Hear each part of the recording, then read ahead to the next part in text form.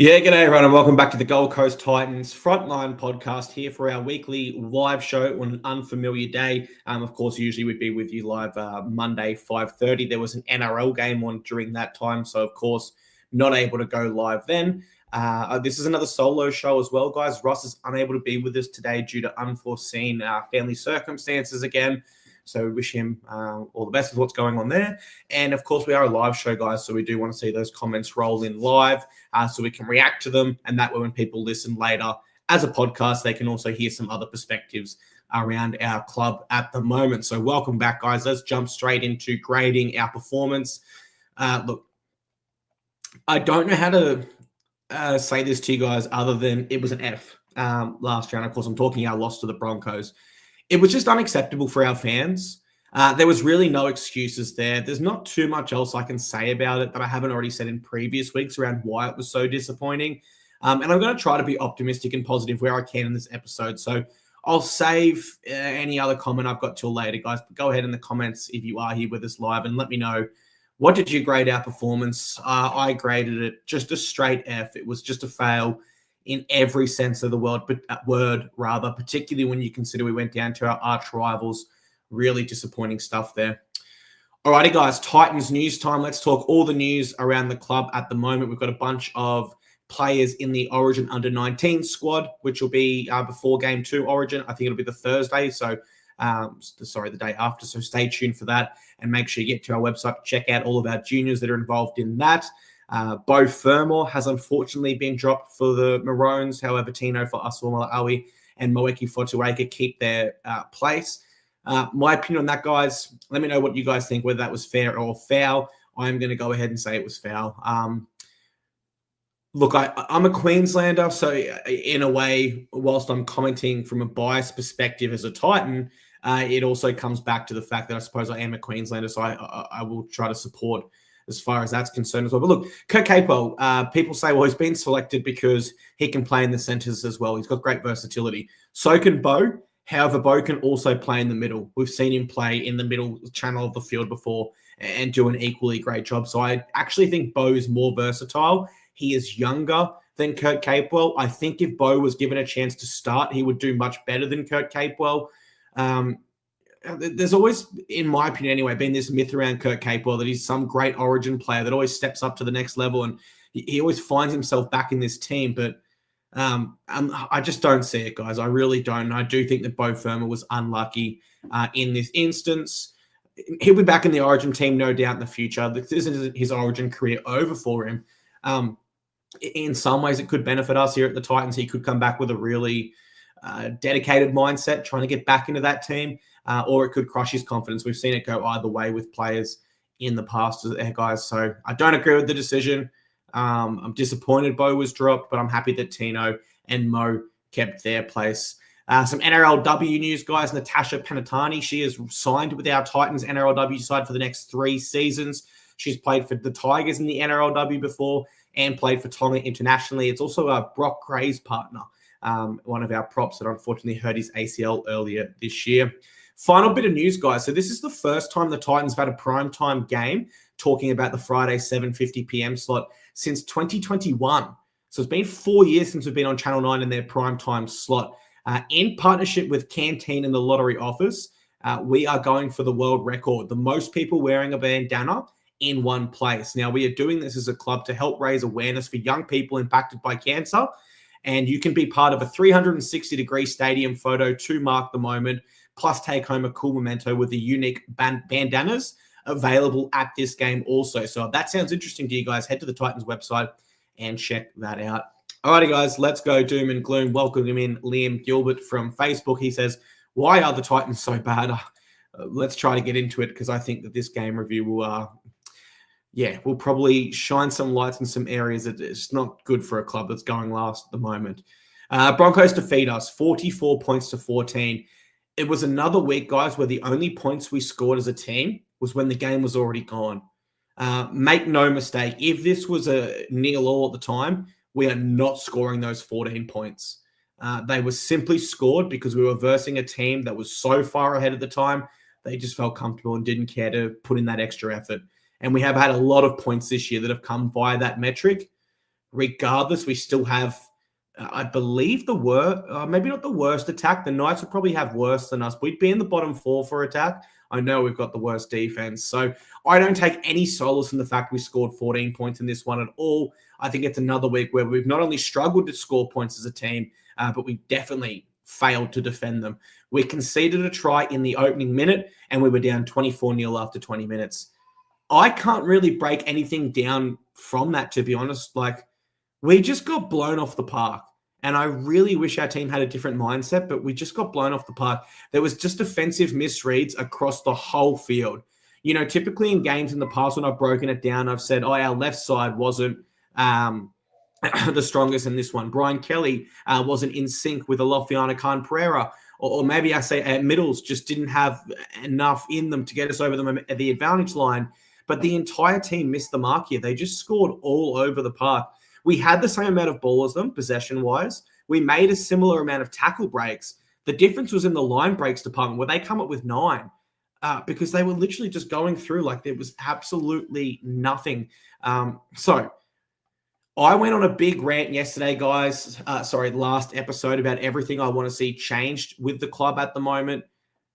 Nothing changed. So I'm not going to do that again. I'm not going to bore you guys by saying the same things every week because we're seeing the same things from the team, and it is getting hard to remain optimistic and positive. So what were the positives from this one? Let me ask you guys. Does anyone have any positives with me here on Facebook or YouTube? Any positives at all? For me, we tried something new again, putting AJ Brimson back to fullback. I don't like it. I think Jaden played really well there last week. But I can understand wanting to try something new. So I guess, look, we fired a shot there and tried something. The Broncos have done this to other teams this year, I suppose, most notably the Roosters in round 1. It was a huge occasion for their club and Adam Reynolds 300th. But I feel like I'm offering you guys excuses here, right? I'm not offering positives from our club because they're really, really hard to find. And I feel like I'm in the excuse territory there. So I'm going to park that and leave it there. Look, our bench players played 8 minutes and 18 minutes. So a slight improvement from like the 4 and 5 minutes that they were getting in previous weeks. This game hurt. They're not even positives, to be honest with you guys. Like, who am I trying to fool here? You guys know footy. I'm clutching at straws, but I'm just trying to be positive. And I'm feeling really defeated lately. We got those 2 wins in 2 wins to start our season against the Roosters and Knights. Things looked somewhat, really positive actually for Titans fans. It was exciting. And since then, we're just back in all too familiar territory. Not going to give up supporting. Always going to be here. Loud and proud Titans fan. Don't get me wrong there, but that doesn't mean you can't feel defeated or feel disappointed with where your team's at the same time. Alrighty, guys. 3-2-1's time. My 3-point this week went to Brian Kelly. He had some strong carries for the team, a lot of meters and post-contact meters, but he did miss 4 tackles and defend at 75% efficiency. So I'm not going to say it was a great game by any account. 2 points goes to Bowie Firmer, 100-plus meters there and 32 tackles for only 1 miss. And my 1 point went to Cleese Haas. Almost 100 meters for Cleese, 14 tackles and no missed for him. So difficult to give out 3-2-1s this week. I think we're going to be... Well, Tino's been a staple. Every week he's the 3 points, right?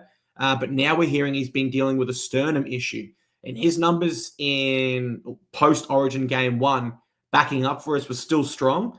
But this week he did look like an injured player against the Broncos. Either that or maybe their pack went after him and bullied him in a way. But even Tino, our most dominant player, who you can almost lock in for the 3 points every week, had a very off night. He did not have the same impact as we need him to. Nathan Friend, welcome to the show, mate, from Facebook. He says, your spine is the biggest issue as usual. And look, I agree, mate. I think the spine, in combination with the bench minutes not being rotated properly, puts a lot of pressure on the spine to then create because we leak too many points. The spine doesn't have the experience to fight uphill battles. We'll win games if we get on the front foot. Like that Roosters game and the Knights game in the second half most recently, our forwards got on the front foot. And because our spine's inexperienced, when momentum's all going your way, it doesn't really matter. It kind of you go downhill and you snowball in the NRL. But when the adversity hits and our forward rotation, like what do we have this round? I touched on it before. We used one of our bench players for 8 minutes and another for 18 minutes. And that's an improvement. We've been using them for 4 or 5. When you don't rotate that middle forward rotation properly, and you're just putting Tino off for 5 minutes and thinking he's good to come back on, and the other team's always got 4 players fresh being rotated through properly, it puts pressure on our inexperienced spine, and they don't know how to turn games. Jaden Campbell as a halfback has never had to turn a game of football, and nor should he in his first season of ever playing halfback, realistically. He's always been a fullback growing up. So we've got big problems at the club, Nathan, but I do agree with you. I don't think it starts with the spine, but I do think the spine is a huge factor and a reason for it. Welcome in Anthony from the show. He says, I feel for the Titans fans, but stay strong. We've been staying strong since 2007, mate. It's all we can do.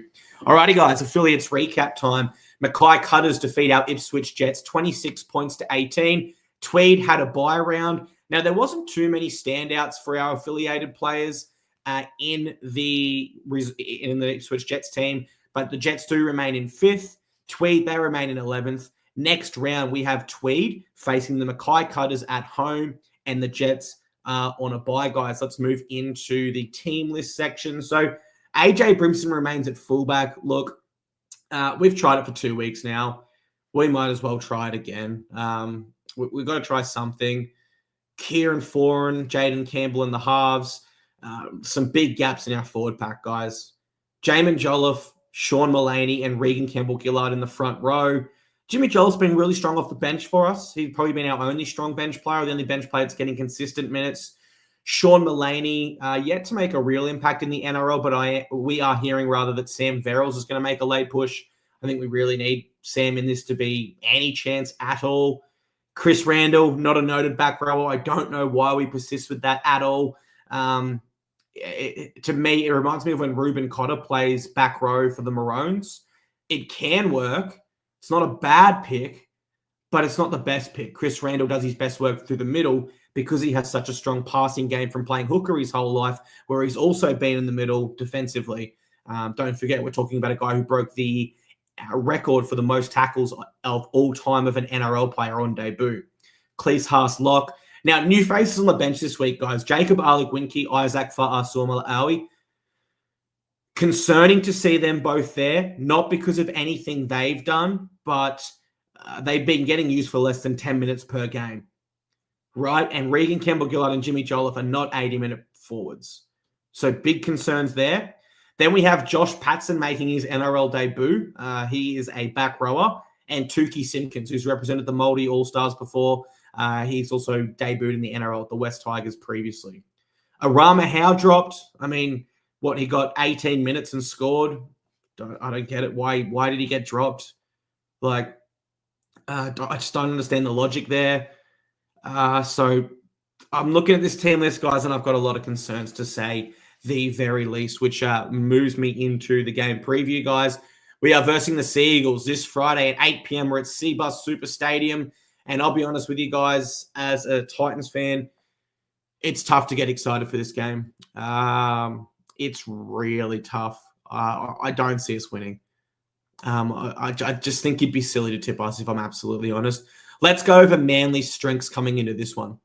Tom Trbojevic is coming off a 2-week rest, physically and mentally. I expect him to absolutely fire.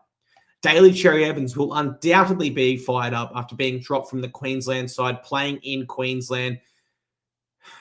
And it wouldn't be the first time he's broke our hearts, I can tell you that. But in combination of those two right there, those two factors being in Manly's favour, that would be enough for me to tip them usually. Let me add some more for you guys. They are averaging more points than us, and they are conceding less points also. They complete their sets at a higher percentage. I thought our forward pack might be a strength because they are a little thin in the middle, but it's not the case. Not only does their forward pack average more post-contact meters than ours when we have Tino and Mo in there, we're now looking at a bench that averaged 10 minutes per game or on debut. So we do not have an advantage up the middle and that is probably our advantage against most clubs. We break the least amount of tackles of any team in the competition. So we're not being threatening with the ball. We averaged more missed tackles than they do. We averaged more errors, and we're on par for penalties conceded. Now, there is no stats or form here that lead me to believe we can win, unfortunately. We're missing Tino and Mo, our two best players. I touched on it before. They retain their two best players in Turbo and DCE. This game for the Sea Eagles is about as big a lock as you'll get in rugby league this year. Dead set. They are a lock. When you go over everything, there's just no way we can win this game unless you're being optimistic and believe that something's going to change. But I like to break them down by the facts and the stats, guys, and we're just no chance this week, unfortunately. I do like to give you guys a key to victory. All I can say is if we were in the game for the full 80 minutes and we were chancing our arm with some creative play, but look, my final prediction here is Manly will defeat us via double digits, guys. I think we are in a bit of trouble this week, unfortunately, without our origin stars and with our current form.